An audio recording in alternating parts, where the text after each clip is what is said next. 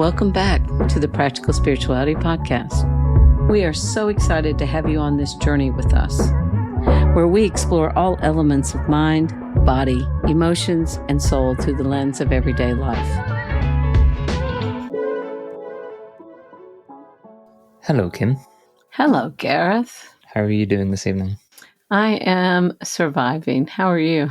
You had a pretty crazy weekend. I've had a pretty full-on 5 days. Yes, I have.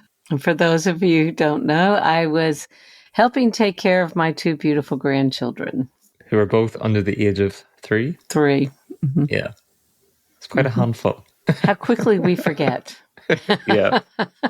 Once again, another interesting episode for this week. It is indeed going to be interesting. But I do think we've all, especially when we've been on this journey of exploring ourselves, I think especially when New Age started to become a huge deal and more accessible, and of course the different elements of psychology and self-help, there's always been such a hype, even still to this day, around positivity. Mm-hmm. Mm-hmm. And for the long-term listeners of this podcast, they know we've had some interesting comments in the past surrounding positivity and the role that it of course plays in the journey about understanding self, but then sometimes how people can unintentionally maybe lean too much into it to the point of where it actually causes an imbalance in our lives, which can come at a surprise or a shock to us because we think, how can you ever be imbalanced when it comes to being such a positive person? Right. But what we don't realize is how that level of positivity isn't necessarily organic. It can be forced. It's more of a mindset, and it's actually burying a lot of other things that maybe we weren't quite aware of. So that's exactly what we were doing. Yes, I agree. And not always. We're not saying it always is, but it has a tendency to bury a lot of things when people haven't had the ability or the curiosity or the support to explore some of the things that they don't want to be looking at in their lives. Yep. Yes. And I think it's where people can deem it as toxic positivity at times. Mm-hmm. And I know that's quite an extreme version of events, because I do think that, of course, it plays an important role in our lives, and it's important to have, I do think, a positive outlook on life and understanding that there is a reason behind why certain things happen, and to want to see the good in people and the good in the world. But if we don't have a good, solid relationship or foundation with our negative emotions or the experiences we've gone through, and we're just forcing ourselves or forcing others to talk only positive, and that they're not allowed to be communicative or expressive about what's going on with their lives without, no, you just need to change your mindset and be positive about it. And it's just, when you throw positivity at a negative, it doesn't make the negative go away. The negative just has to be stored in a different way, and always comes up in a new creative element in any of our lives. In random ways. And the way that I usually describe this is, we know that the tendency of the mind is towards the negative, and that is for security and safety reasons. Yep. And so what usually happens is, because the mind has a propensity for the negativity and the risk assessment, when we start to get on this journey that we're on, not when we get on it, when we wake up to the fact that we want to get curious, the automatic thing that happens is the pendulum swing, where we go from Mr. or Mrs. Negative all the time over to, well, I just have to be positive. And if I just continue to throw positivity at this, it's going to change it. Because we are surrounded by a world that talks about, especially in the New Age stuff, about speak it into truth. And while there is truth in speaking it into truth, we can only speak it into truth if we have worked through the other that we don't want to look at. Yeah. Being around positive people, being positive, changing your language, changing your wording, that's all great. But as you're saying, it does not help you understand what you still don't understand, which has caused any of us to be in a negative mindset, in a depressive phase, and whatever the language you want to choose. So this is where I think there can be confusion out there of how to get that balance, because naturally, of course, it's nice to be around positive people who have a really nice perspective of the world and want to see everyone happy and smiling, and there's nothing wrong with that. If anything, it is encouraged, but not as a defensive mechanism away from a sense of reality that you as a person have lived and still don't understand. Very true. I have lived it and I still don't understand it. Didn't mean it directly towards you. That's okay. I heard it directly at me. So I don't mind taking that on. And it's true because I want you to think about it. I know that when I first started getting curious about why my life was the way it was and trying to understand it, of course I fell into that trap of, always being positive, but it just sent me down a different spiral of failure or not good enough or not worthy enough because I couldn't maintain it. And I had the naive outlook that when I ran into people who were optimistic, who were positive, I held the belief that they were that all the time. Yep. Which is not possible for anybody to be that positivity all the time. And so that is where it starts to become a problem because then we start judging our insides based on what we perceive someone else's outsides are, which is that positivity. Or even if people are saying, oh, all you have to do is be blah, blah, blah. And you haven't been able to manage to do that because the negativity is so weighing you down and you don't understand it, then it just adds another layer.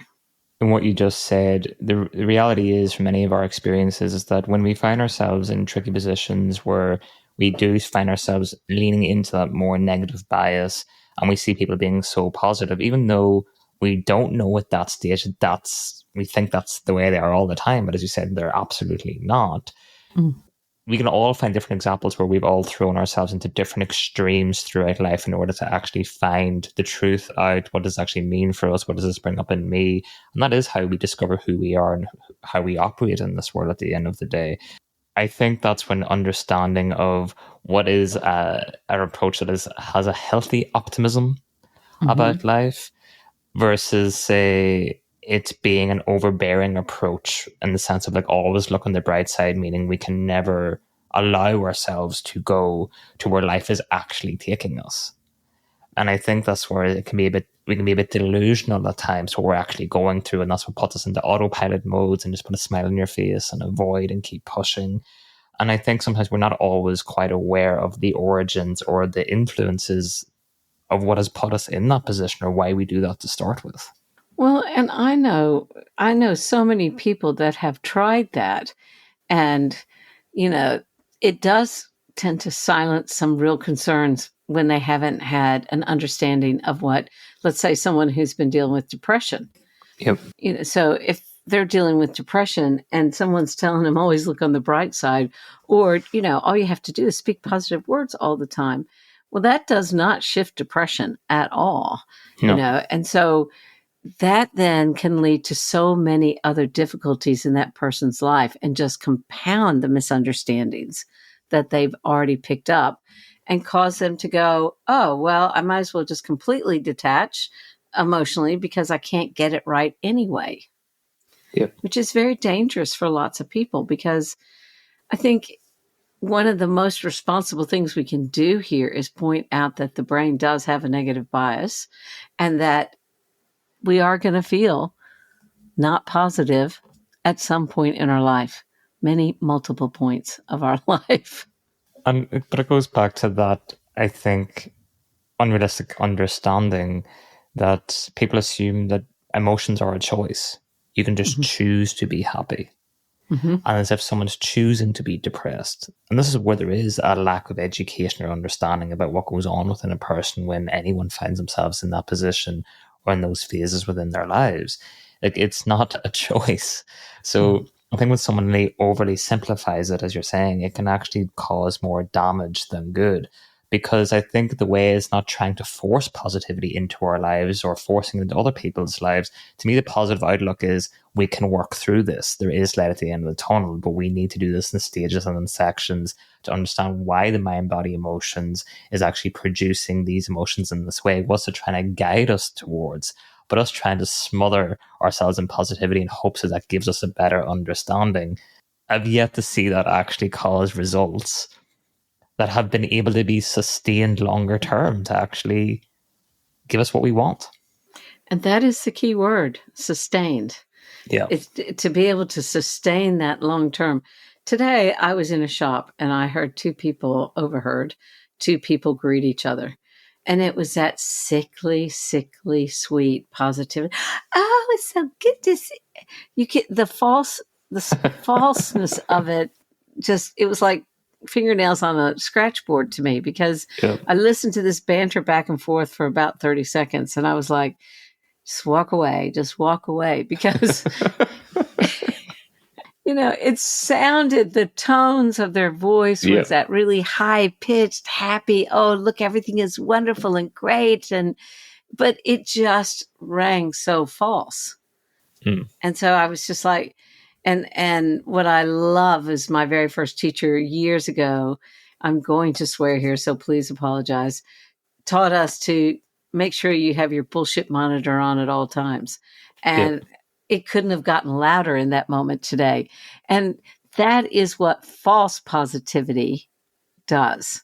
Yeah. And I think almost every single person listening to this podcast tonight will be able to identify with the story I just talked about and recognize that it's almost insulting when someone is trying to throw that false positivity at you, when you know that that's not what you're picking up. Mm.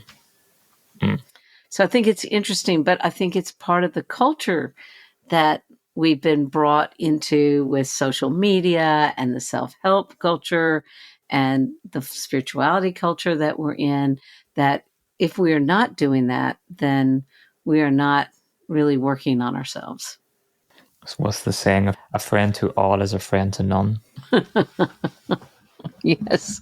Okay. I haven't heard that one, but I like it. But again, I think it rings true at times, because we just find ourselves into those autopilot modes of we can't actually display what we're really going through to the outside world. And especially if we bump into somebody that we haven't seen in a few years or catches us off guard, it's like suddenly you're smiling, you're fixing your hair, your coat, you're sucking your stomach in, you're doing everything to try to put your best foot forward, to try to be as positive about your life as humanly possible.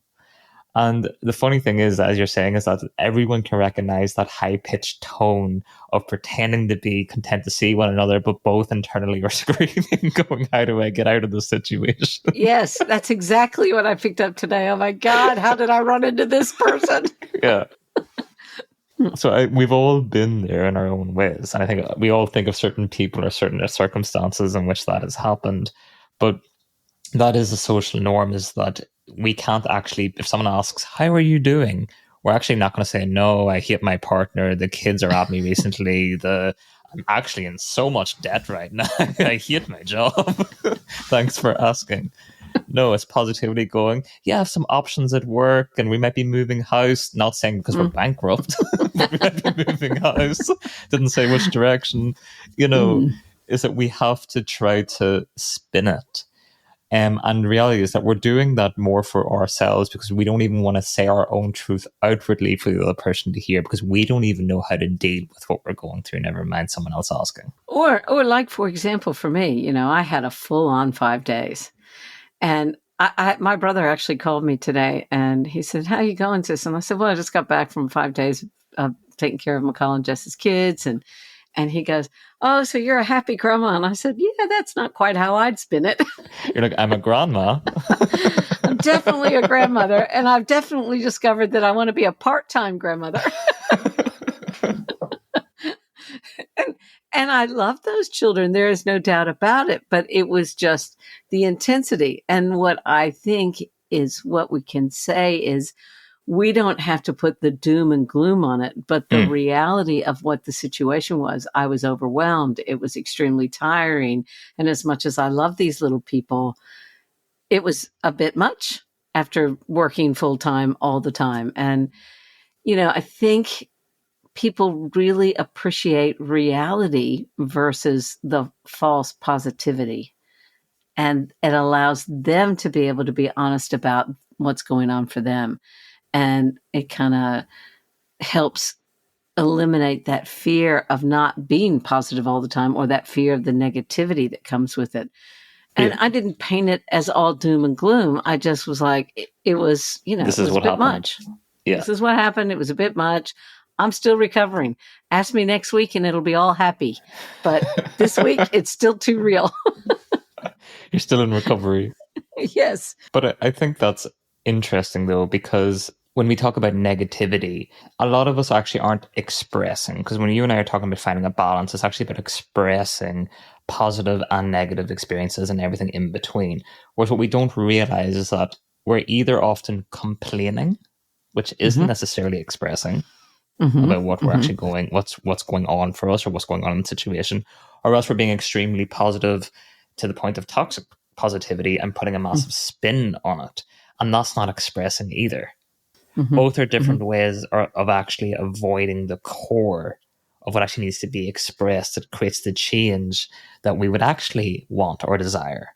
But as we both know, a lot of us actually are quite fearful of change and what that represents. So that's why we turn to complaining or extreme positivity, because both of those don't lead to change, because as human beings, we don't like change. We don't know how to process change. And change often represents more things we have to process or go through. And that's why there can be a resistance to doing it. So that's why we find ourselves going from either extreme negativity, where we're spiraling, or extreme positivity, where everything smells like artificial roses. Right. Exactly. And both stink for very different reasons. Yes. Yes. And finding that middle ground, from that pendulum swinging is trial and error, and it is about finding the honesty in yourself. Let's take a step back from this week's episode and share with everyone what we've been up to behind the scenes. We're really excited to be able to finally offer the Gareth Michael community to each of you. The community offers a range of benefits, including access to our live events, weekly podcast episodes, articles, self-checking questions, as well as a community of individuals you can connect with and interact with along the way. It's designed to offer you support, guidance, and a safe space on a day-to-day basis. We'd love to have you join our global community of like-minded individuals. That website address again is www.garethmichael.com. Now, let's get back to that episode, shall we? I can honestly sit here and tell everyone I truthfully love every single aspect of those kids. It still overwhelmed me. I still got tired. That's the reality of it. That doesn't mean I don't want to spend more time with them. It just simply means I'm recognizing my limitations. And the more honest I can be about what my limitations are, the easier it is for us to interact in that situation.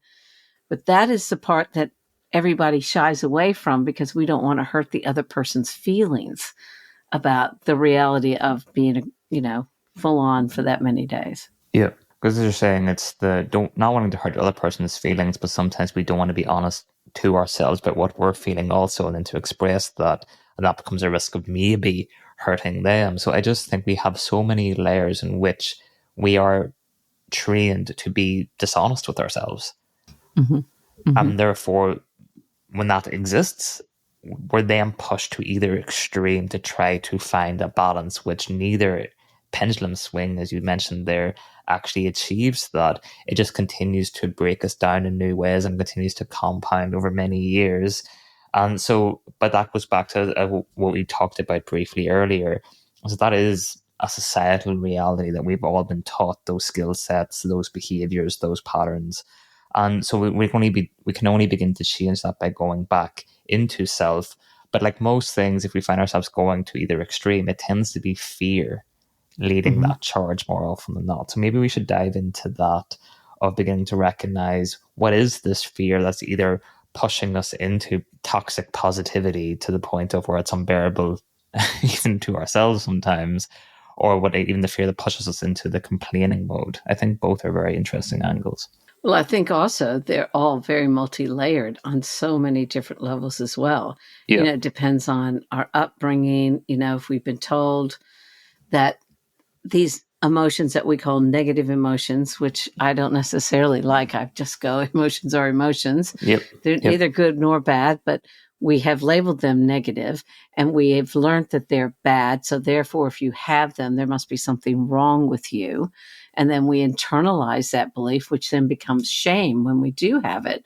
And then we don't even understand. We meet someone and they're telling you about a great weekend they've had, and you go into the shame. And so then you therefore don't want to talk about the reality of your weekend because you're afraid of the judgment. You're afraid of not meeting the status quo, not being able to measure the same place somebody else is, or the sadness, or even own the sadness that you are not having the type of weekend that you want to have. Does that make sense? So there's so many different layers to this fear that we're talking about. There's the fear of even just sitting with the uncomfortability of it being the way it was. How many times do we have an idea of how we want something to be? I don't know of anybody that goes, oh, I'm going to go away for the weekend, and paints it as a negative experience. Always paint the most possible best case scenario, and that if it doesn't hit that scenario, then it was bad. And then there's that fear of being able to go, oh, well, it didn't actually meet the expectations I had for it.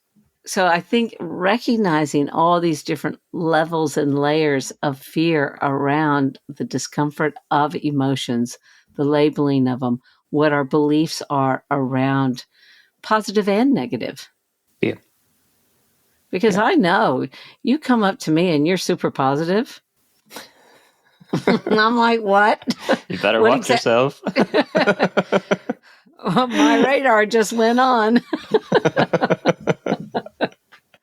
So for our listeners, what's the best way to approach you if they see you in public?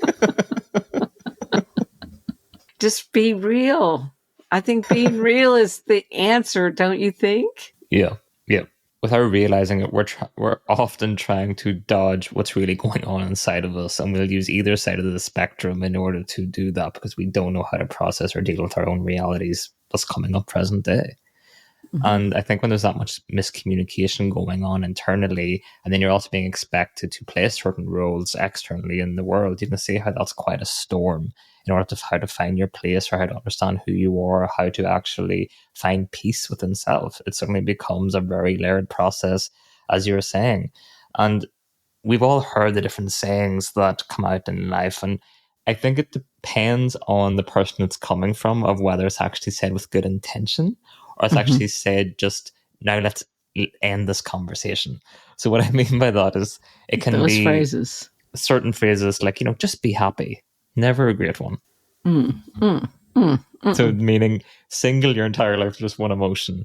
I can't see that flying longer term. Or it could be worse. Love that one. Yeah, love that one. Or telling people or asking someone to don't dwell on it. Just don't think about it, Kim. Or the one that I am caught, and I'll admit that I say all the time, is that everything happens for a reason.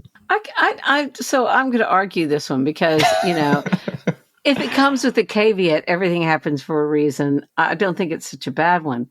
The one that really gets me more than that, just stop caring. Just stop caring, Kim. Like, why do you care so much? Well, hello, people. If I knew how to stop caring, don't you think I would have? To me, it seems so redundant. I'm like, what? You're telling me just stop. Why do you even care? Well, because I'm human and I like people. Maybe I care for you. Maybe I like you. Maybe I want the best for you. I'm sorry. And it's well intended, but it's like. So in any of these phrases, obviously, depending on which one we're talking about, if you're using it at the end of a conversation, that means this conversation's over. Or if you're using it at the start of the conversation, it's actually opening up exploration of what's actually going on. So it's all about as I said, the intention of the person in which it's coming from. Yes. Will actually guide where it's going to take you in actually exploring self or understanding what's going on within any of us. But I think what's also not talked about that often is that even when we're trying to find our feet and understanding what the roles of positivity and negativity play in our lives, is that the emotional toll it ends up having on us when we do find ourselves in that overly positive state of mind in our day-to-day lives or even with the people around us. So I actually find this that it makes it very hard to build authentic relationships where everyone can actually be vulnerable with one another and actually discuss what they're going through. Because all of a sudden, if you're all about that positive mindset, that positive emotions, it's like there's no room for guilt or shame or feeling sad or having a bad day. Suddenly you're isolating so many human qualities that we do need in this life, because life is full of a lot of hardships, and that's not all life is. But when you are met with that reality and suddenly you won't allow yourself or the people around you to express that without having to correct them, how does that not begin to have an emotional toll on you and the people around you in its own way?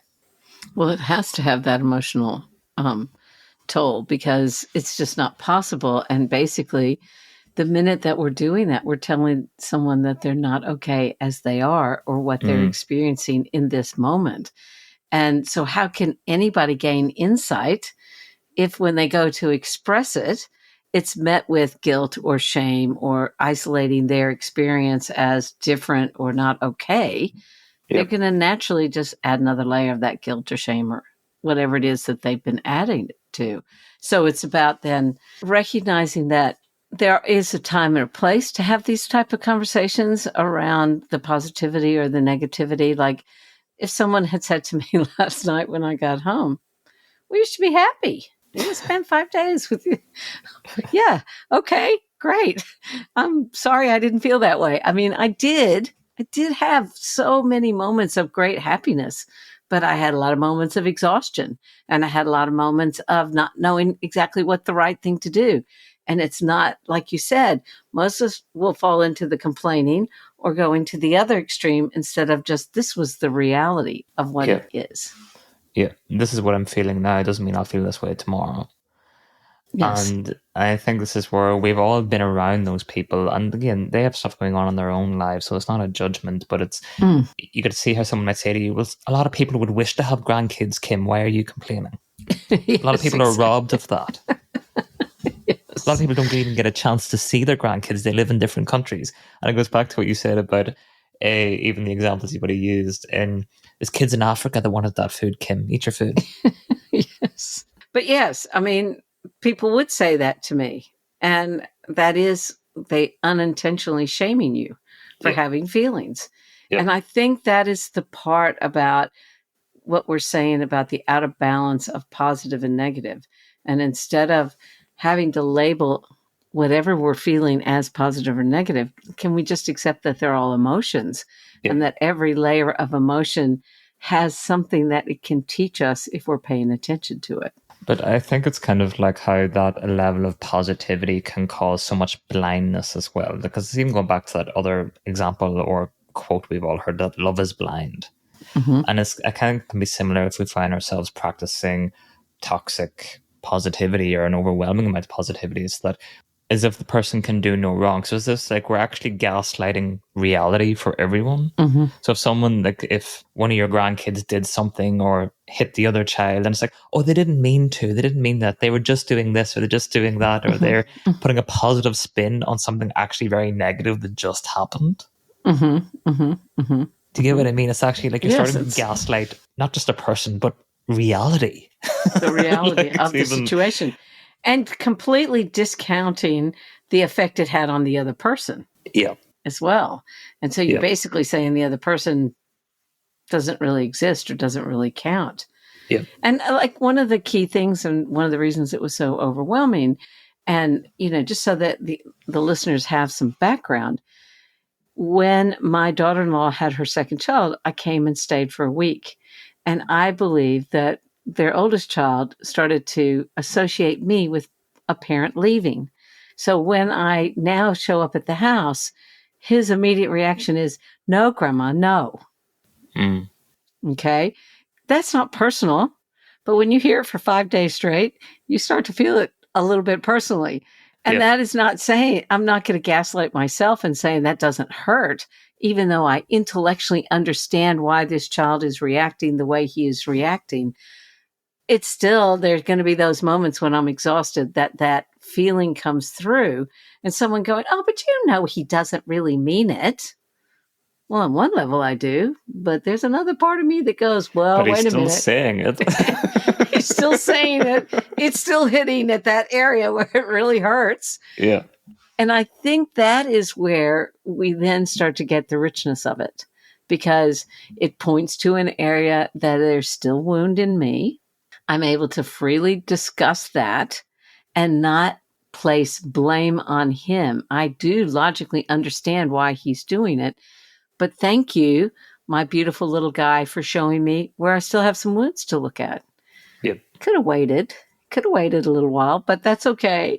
I got the message. No matter what we're going through in life, there's always going to be an emotional toll of some kind. And I think it's by putting ourselves in a position where it's actually worth the emotional toll. So we all know that even when we're being honest about what we're feeling, what we're going through, knowing that we may not feel the same way tomorrow, in any of us expressing, we know that that could have an effect on someone else, and just having that honest conversation. And that's why a lot of us in the past have avoided honest conversations. We don't want to trigger ourselves. We don't have to deal with our own emotions or what that brings up in us. But either way, there's a cost, and you have to figure out which one is actually worth bearing. Mm-hmm. Mm-hmm. And to me, it's the one where we push things down costs way more and continues to compound and actually puts us into a lot of mental and emotional debt over many years, versus the other one considerably helps us break free from that debt we've been taught or been given that burden from previous generations or from a societal sense. So when we think it's that throwing positivity towards these situations, that's just turning a blind eye to that sense of reality. And it's not really solving anything. And we might actually buy into that for a period of time. I do actually think there's a period of time where we do feel the benefits of this immense level of positivity. Why? Because it's just a different change from all the negativity we find ourselves living in. So it can be refreshing. But is it sustainable, as we talked about at the start of this episode? No. It's not, because we actually haven't learned anything. We haven't necessarily processed anything. We haven't dealt with those experiences, those realities, or even the stuff that's currently going on in present day. So of course, at some stage, it has to catch up with us, because we can't run from ourselves or the range of emotions in which we're here to experience. So that brings us on to, I guess, the next section of the episode of what's a healthier way we can begin to approach positivity so that we're not pushing it into extremity to try to avoid the things we've never been taught to deal with. Well, I personally think one of the first steps is to take the conditioning out of the emotions, which is, good emotions or bad emotions, positive emotions or negative emotions. They are just emotions. Agreed. And then being able to validate those emotions, whatever they are. So once we can validate that, I'm feeling hurt. Okay, yep, that's true. I am feeling hurt. I don't have to associate that hurt or push the blame on anyone. I'm just validating that's what's happening for me, rather than trying to repress it like the beach ball under the water, hoping it's not going to pop out at the wrong time. And then I guess there is the balanced optimism. And anyone that knows me well enough, I'm constantly going, okay, so that was then and this is now. So yes, it was very big deal then. And right now, how is it for you now? And that's when you can have that balanced optimism. The other thing I've learned, Gareth, more than anything is, as I have had the ability to process and understand what these emotions have come to show me, I have gained a sense of wisdom, for lack of a better way of saying it, wisdom, and I'm able to look at it completely differently because I can see what it has taught me now. It doesn't change the effect of what happened. What happened.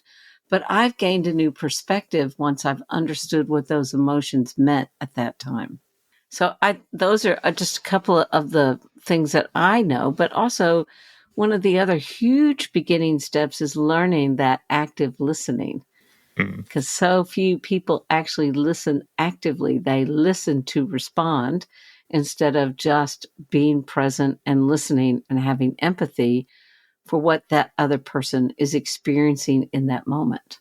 I think that's what's interesting what you're saying. It's only when you start to become more aware of everything you mentioned that it can be hard to validate someone else's emotions when you don't have a great relationship with your own. Mm-hmm. Because even if you want to with the best intentions, it's hard to be present at times if there's so much going on in your own head, so much going on in your own life. And as you said, a lot of the time people are just waiting for the person to stop talking so they can talk about themselves. But even when they're talking about themselves, doesn't mean that they're actually expressing, being honest in conversation about what's going on. And that's why we can find ourselves in a lot of these trauma bonding friendships where it's that we're bonding over our lack of ability to communicate about what's really going on in each other's lives. And we'll talk about the positive times of our past every time we meet over a drink or a coffee or something like that. And many years can pass. So is there anything wrong with that? Yes and no. Because but I'm saying when we find ourselves wanting to start to open up, that's why it can actually be tricky to expect more from these relationships or friendships that they're actually not maybe capable of giving us as we're going through this transition, even in our own lives. So, as we often say in many of the episodes, that's where we do need to turn to different professionals, people who actually can understand, hold that space for us, continue to educate our logical mind, both consciously and subconsciously, of all these different skill sets that we just didn't have the opportunity in life as of yet to actually develop. That is the starting process of actually shifting away from any toxic positivity, but you can also argue from toxic negativity. Because the reality is that we want to have a great relationship, as you were saying, with all of our emotions and our ability to communicate it, but to hold space for ourselves primarily first, but then learn how to actually also hold space for other individuals in our lives that are also maybe at some stage going to be going through that transitionary period of wanting to be more honest about what they're going through. And it is kind of an upsetting fact that life does take us to a breaking point before we're even able to be that honest with ourselves. Yes. And yes, that was a heavy sigh. I'm just, relating. Yeah. But that is part of the journey, I want to say, of graduating this life, because we find all ourselves in toxic negativity, toxic positivity, trying to find the different people that we can communicate to without life, open up to the wrong people, open up to the right people, and then when we find the right people, they can get taken away from us. It's like but it always goes back to building that relationship with self, knowing that these things can even exist to start with. That is more often than not the journey of finding that balance within ourselves instead of being reliant on any extreme just to get through life. And it's only when you take a step back you realize how much of a rarity that actually is in having those skill sets from day one. I don't think any person does. Very, very few people do. And so I know I can say that I've been working on myself for a very long time, and I'm still finding new skills. I'm still finding new ways. I'm still finding new layers. Yep. And I don't say that with dread or regret or any of that. It just is what it is and will be as long as I'm here. Yeah. You're saying it more matter of fact because we're constantly evolving and changing, and life still continues to bring experiences to our front door that we may not have asked for on a human level, but it doesn't stop them from arriving. So we're constantly being, if you want to say, I don't like saying the word tested because I don't believe life is a test. Life's an experience to be understood and to be explored. But life still is like, how about this? Are you going to apply your knowledge from that? Are you going to, are you going to go down the slippery slope? Are you going to relapse? Are you going to... But life has always been that way and it'll continue to be that way. And I think it continues to question, are we going to go to either extreme, or are we going to use the skill sets or the journey has taught us to date in order to find that balance and peace within ourselves? And I think the other thing that we haven't actually covered here yet that I want to talk about is as we start to build this emotional vocabulary that we're talking about, we might find that we only have a relationship with negative emotions, or we only have a relationship, or we've only ever allowed ourselves to look at those positive emotions or what we've deemed as that. And so sometimes I'll be working with people and they can't even identify what it would be like if they didn't have the negative, or what it would be like if they didn't have the positive, Yep. because they have no vocabulary and no relationship with the opposite because it's been so unbalanced for so long. So it's in understanding that the more we start to express and explore these emotions, it reduces the discomfort around being with those emotions that allows us to have a more neutral effect when we're working through those emotions. So I think basically what we're trying to say overall, that we both really love positivity, but we also want to have an equal relationship with the negativity, and that neither are more important than the other. And it's in finding that balance within ourselves and within our emotions that we really start to grow and blossom from these states that we were afraid of in the past. And the more that we do that, and the more that we're paying attention to what we're doing in those emotions, whether we're conversing with somebody else or whether we're really delving into the relationship with ourselves, it's not about using those dismissive verbiages that we've picked up on social media to shame or blame ourselves, but it's about being authentic and having that sense of kindness to ourselves to really hear what's happening for ourselves. And the more that we do that, life does tend to feel more balanced on so many different levels. Couldn't have said it better myself. Thanks so much for listening. If you enjoyed this episode, then you might want to check out our online community. We built it to offer you the comfort of having a supportive community by your side, no matter where life takes you. Connect with like-minded individuals through our app. Navigate each step of the journey together with us. By joining our Gareth Michael community, here are a few of the things you're going to get. You'll get exclusive real-time access to live recording and events, advance access to each new episode, the opportunity to ask questions directly of Gareth and I, input into what topics we cover in the show, access to exclusive content not available anywhere else. To learn more about our community, please go to www.garethmichael.com. Thanks again, and I hope you guys are having a lovely week.